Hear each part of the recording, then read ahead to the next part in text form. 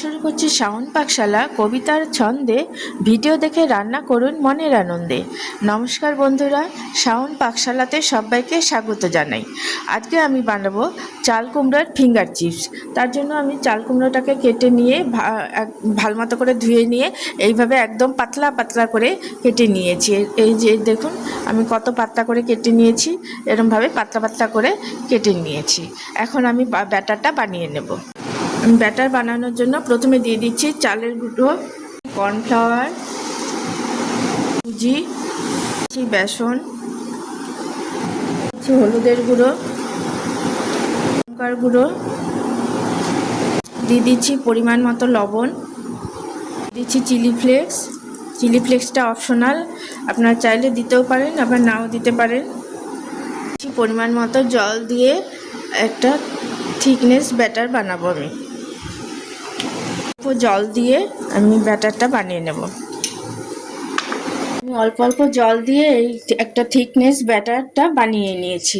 এখন আমি ফিঙ্গার চিপসগুলো ভেজে নেব। আমি আঁচটাকে মিডিয়ামে দিয়ে এই ফিঙ্গার চিপসগুলো ভেজে নেব। মধ্যে একটু কালো জিরে দিয়ে দিয়েছি আর দিয়ে দিচ্ছি মৌরি। এতে টেস্টটা খুব সুন্দর লাগে, খেতেও খুব ভালো লাগে। চাল কুমড়ো ফিঙ্গার চিপসগুলো এভাবে আমি 2-3 ব্যাচে করে ভেজে নেব। আঁচটাকে মিডিয়ামেই রেখেছি। উল্টে পাল্টে দুপাশটায় কড়া করে ভেজে নিয়েছি। আমি এখন এগুলো তুলে নেব।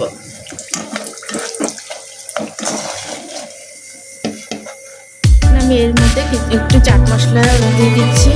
এটা খেতে অসাধারণ লাগে, চা কফির সাথে বিকেলবেলা খেতে খুবই দুর্দান্ত লাগে। আমি আপনাদেরকে একটু খেয়ে দেখাচ্ছি।